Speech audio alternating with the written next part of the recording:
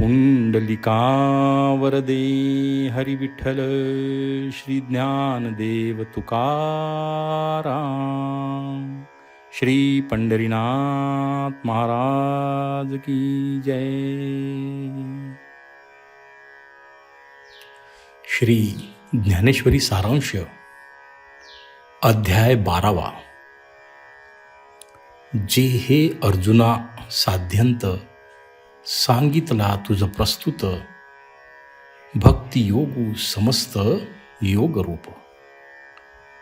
श्री ज्ञानदेवांनी गीतेतील अध्यायांची जी संगती लावली आहे त्या दृष्टीने या अध्यायातील श्रेयो हि ज्ञानमभ्यासात या श्लोकापर्यंत उपासना कांड असून अद्वैष्टा सर्वभूतानां या श्लोकापासून पुढे 15व्या अध्यायाच्या समाप्तीपर्यंत ज्ञानकांड आले आहे. म्हणून उपासना कांड व ज्ञानकांड यांचा दुवा या दृष्टीने या अध्यायास फार महत्त्व आहे. श्री ज्ञानदेवांची या अध्यायावरील टीका भक्तिमार्गी लोकांमध्ये अत्यंत प्रिय होऊन बसली आहे.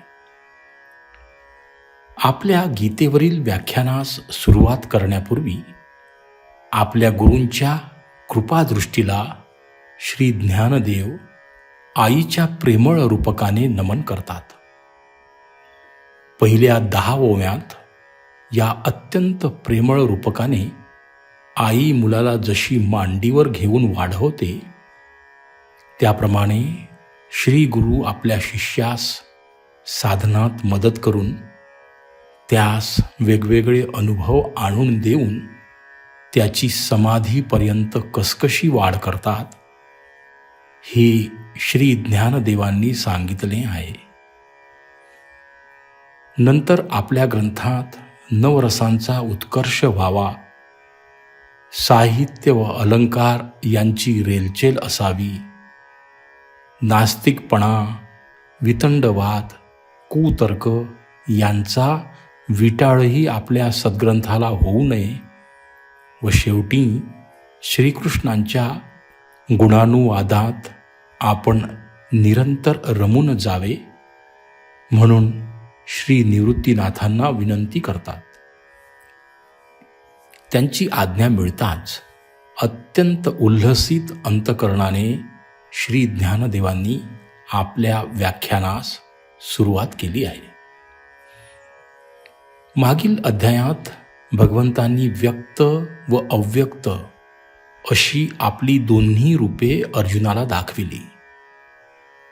परंतु श्रीकृष्णांच्या सगुण रूपाची नित्य सवय असल्यामुळे अर्जुनाला तेच अधिक पसंत पडले व ते मला पुन्हा दाखवा अशी अर्जुनाने मागल्या अध्यायाच्या शेवटी विनवणीही केली.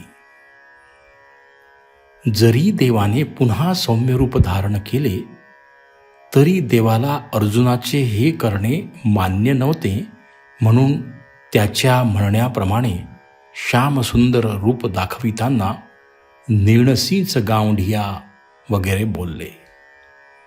तेव्हा देवाला व्यक्त व अव्यक्त रूपातील श्रेष्ठत्वासंबंधी पुन्हा प्रश्न विचारावा असे अर्जुनास वाटू लागले.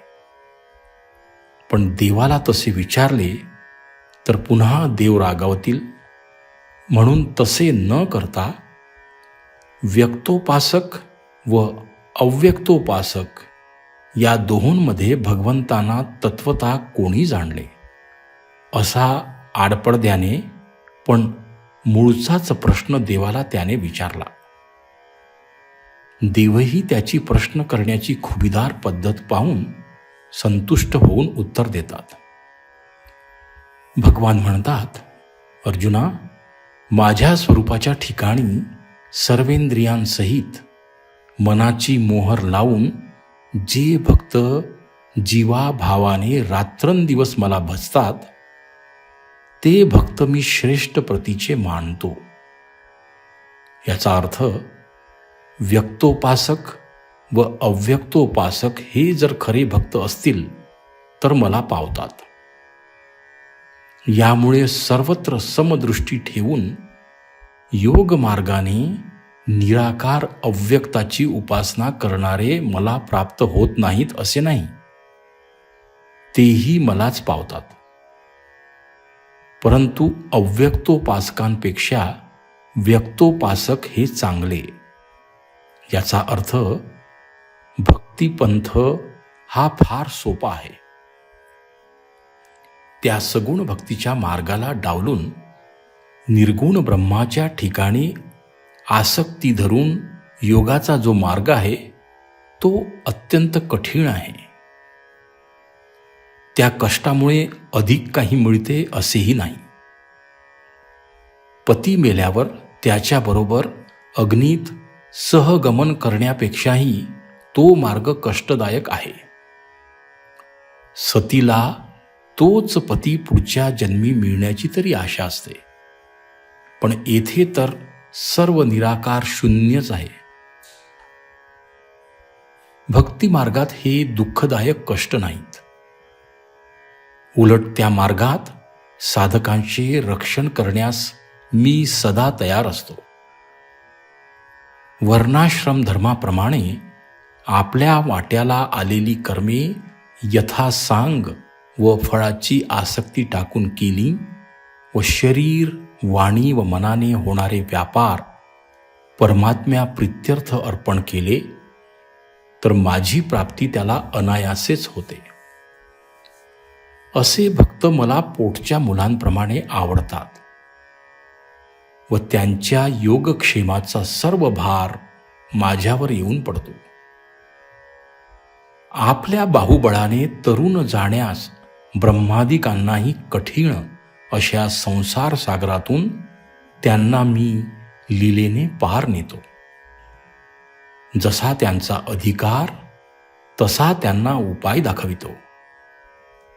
संसारी असतील त्यांना नामस्मरणांचा मार्ग व सड असतील त्यांना ध्यान मार्ग दाखवून त्यांचा मी उद्धार करतो. म्हणून अर्जुना, तू या भक्तिमार्गाचेच अवलंबन कर. प्रथमतः भक्तीचे रहस्य सांगून एकापेक्षा एक सोप्या साधनाची दिशा दाखवितात. निश्चल करणारी बुद्धी व संकल्प विकल्प करणारे मन ही दोन्ही माझ्या प्रेमाने भरून जाणे याचे नाव भक्ती. मन व बुद्धी माझ्या प्रेमात बुडून गेली म्हणजे देहाचा अभिमान घेणारी वृत्ती देहाला सोडून माझ्याकडेच येते. परंतु हे एकदम साध्य होणे सर्वांना शक्य नाही. त्याला हलके हलके सुरुवात करून मनाला त्याची गोडी लावून पुन्हा पुन्हा तीच गोष्ट करीत राहावे लागते. यालाच अभ्यास म्हणतात.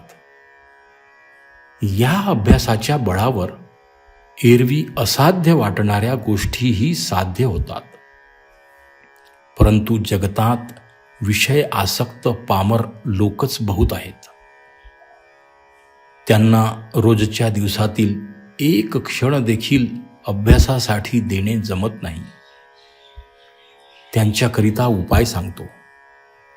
भोग टाकण्याचे ज्यांना जमणार नाही त्यांनी आपली कर्मे फक्त यथाविधी करावीत. परंतु ज्याने हे सर्व विश्व निर्मिले आहे त्याच्याच सत्तेने ही कर्मे होत आहेत एवढी खूणगाठ अंतकरणात ठेवावी. उदका नेले तिकडे जावे अशा निराग्रही वृत्तीने राहावयाचे हे यात मुख्य आहे. आपण कर्म करावयाचे पण त्याचे कर्तृत्व व फळ मात्र भगवंताला द्यावयाचे. हेही ज्यांना जमणार नाही त्यांना सोपा उपाय सांगतात. अशांनी भगवंताला कर्म जरी अर्पण केले नाही तरी चालेल, पण मग ते त्यांनी स्वतः मात्र घेऊ नये. जणू काय ती कर्मे आपण केलीच नाहीत अशा वृत्तीने राहिले तर ती कर्मे पुढील जन्मात सुख दुःखाचा भोग देण्यास शिल्लक राहत नाहीत. कारण याने अनायासे श्रेष्ठ प्रतीचा योग साध्य होतो व एका जन्मानेच सर्व जन्मांचे निवारण होते. अशा रीतीने अभ्यास, ध्यान व कर्मफलत्याग अशा पायरी पायरीने जाऊन माझी सर्वश्रेष्ठ पूर्ण ब्रह्मस्थिती त्या साधकाला प्राप्त होते. येथून पुढे ज्ञानकांडाला सुरुवात होत आहे. ही ब्रह्मस्थिती ज्यांनी प्राप्त करून घेतली त्यांच्या ठिकाणी अनेक उत्तमोत्तम लक्षणे वास करावयास येतात. त्यांपैकी काही ठळक लक्षणे सांगतो असे भगवान म्हणतात. येथून मग शेवटच्या श्लोकापर्यंत भगवंतांनी जी लक्षणे सांगितली त्याचा अनुवाद ज्ञानदेवांनी केला आहे व तो करताना ती लक्षणे प्राप्त होण्याची साधनेही स्पष्ट करून निरनिराळ्या चढत्या व उत्कृष्ट उपमांनी हा भाग नटविला आहे. परमात्म्याशी ऐक्य झाल्यामुळे भक्ताचा आपपरभाव नाहीसा होऊन त्याच्या ठिकाणचा द्वेष नाहीसा होतो. सर्व प्राणीमात्रांशी त्याची मैत्री असते. त्यांच्यावर तो कृपाच करतो. त्याच्याकडून जगाला तर त्रास नसतोच, पण जग उन्मत्त झाले तरी त्याच्यावर तो रागावत नाही. जगाला तो क्षमाच करतो. अशा आत्मसाक्षात्कारी महात्म्याला काही मिळवण्याचे शिल्लक राहिलेले नसते. म्हणून आपणास लाभ झाला काय अथवा हानी झाली काय याची त्याला दादही नसते. सदा संतुष्ट, निरपेक्ष, द्वंद्वरहित अशी त्याची स्थिती असते. याला इतरापासून काहीही मिळवावयाचे राहिले नसले तरी त्याच्यापासून जगाचा फायदाच होतो. कारण त्याला स्वतःचे करणे असे त्याने काही शिल्लक ठेवलेलेच नसते. पण स्वतः मुक्त होऊन भक्तीच्या द्वारा ती मुक्ती जगाला देणे हाच त्याचा व्यवसाय होऊन राहतो. त्याच्या सहवासाने गंगादी तीर्थे पवित्र होतात. इतकेच काय, पण परिपूर्ण असा जो मी तोही त्याच्या सगुण भक्तीने इतका वेडा होतो की त्याचा सहवास घडावा म्हणून माझी अचक्षु, अनेत्र, अहस्त, अपाणी अशी मूळ स्थिती बाजूस ठेवून साकार होऊन त्याच्या चारी पुरुषार्थाहून श्रेष्ठ अशा भक्तिप्रेमाचे सुख मी भोगतो. हे भक्त तर मला प्राणापेक्षाही जास्त आवडतात. पण जे या अमृततुल्य भक्ती कथेचे श्रवण करतात व त्याप्रमाणे वागून त्याचा अनुभव घेतात त्या भक्तदासांनाही मी श्रेष्ठ मानतो. भक्तांची ही प्रेमळ कथा श्रीकृष्ण अत्यंत आनंदित होऊन अर्जुनाला सांगत होते. ज्ञानदेवही त्या प्रसंगाचे वर्णन करताना सगुण भक्तीत बुडून गेलेले आपणास दिसतात.